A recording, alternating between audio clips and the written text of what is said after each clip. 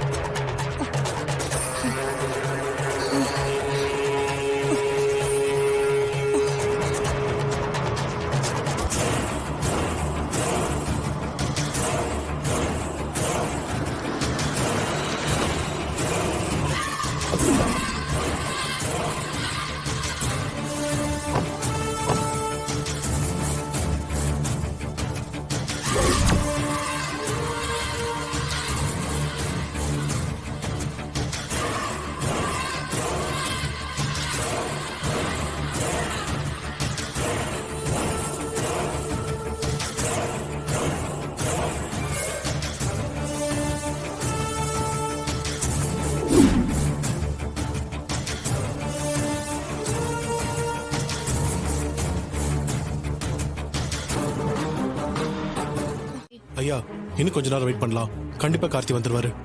அவர் வந்து நிறுத்தி வைக்கட்டும். கொஞ்ச நேரம் எவ்வளவு நேரம் காத்துக்கிட்டு இருக்கிறது? ஒரு லிமிட் இல்லையா அதுக்கெல்லாம்? இது சாமி காரியம். நாம சாமிக்காக காத்திருக்கலாம், சாமி நமக்காக காத்திருக்க கூடாது. ஐயா, இவ்ளோ நேரம் காத்திருந்தோம். இன்னொரு 5 நிமிஷம் வெயிட் பண்ணுவோமே, அதுக்குள்ள அவர் கண்டிப்பா வந்துருவாரு. நாம ஒரு விஷயத்த செய்ய சொல்லிட்டு நாமளே அதை மீறது சரியில்லைல்ல. நீ சொல்றதெல்லாம் சரிதாம்மா, இருந்தாலும் நல்ல நேரம் போயிட்டு இருக்கலாமா? வந்துருவாருங்க ஐயா, கொஞ்சம் வெயிட் பண்ணுங்களேன். சரிம்மா, இன்னொரு 2 நிமிஷம் பாப்போம். இல்லனா நாமளே சொக்கப்பனைக்கு நெருப்பு வச்சிருவோம்.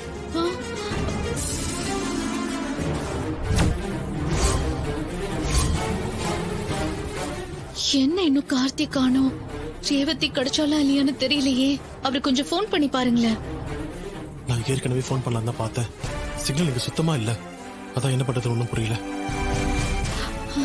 கடவுளே, கார்த்தி எப்படியாவது ரேவதியை மீட்டு கூட்டிட்டு வரணும். அவளுக்கு எதுவும் ஆயிடக்கூடாது. நீ தான் அவளை காப்பாத்தணும்.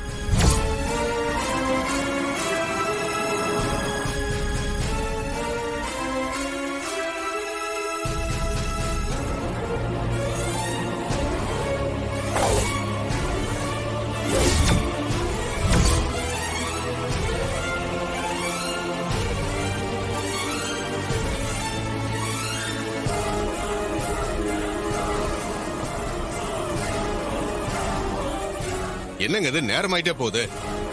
இன்னும் எவ்வளவு நேரம் தான் ஒருத்தருக்காக வெயிட் பண்ணிட்டு இருக்கிறது? நல்ல நேரத்துல சொக்கப்பனையை கொளுத்த வேண்டாமா? ஆமாப்பா, அவருக்காக காத்திருந்தது போதும். நாமளே சொக்கப்பனையை கொளுத்திடுவோம். ஐயா, இன்னும் கொஞ்ச நேரம் பாக்கலாம் ஐயா, அதுக்குள்ள அவர் வந்துருவாரு. இல்லம்மா, அவருக்காகத்தான் நம்ம இவ்வளவு நேரம் காத்துட்டு இருந்தோம். அவர் எப்ப வருவாருன்னே தெரியாம நம்ம எப்படிமா காத்திருக்க முடியும்? ஊர் ஜனங்க இதுக்கு மேலேயும் பொறுமையா இருக்க மாட்டாங்க. அதனால நாமளே சொக்கப்பனையை கொளுத்திடலாமா? ஐயா, நீ போய் தீபத்தை அந்த சாமிக்கு முன்னாடி வச்சு கும்பிட்டு வாப்பா. சரிங்க.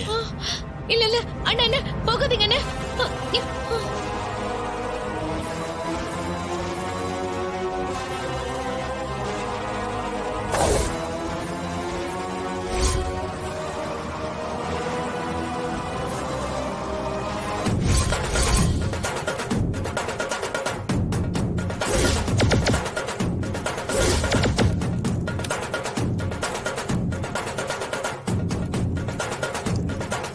என்னங்க அது அண்ணா வேணாண்ணா ஐயா என்னங்க ஐயா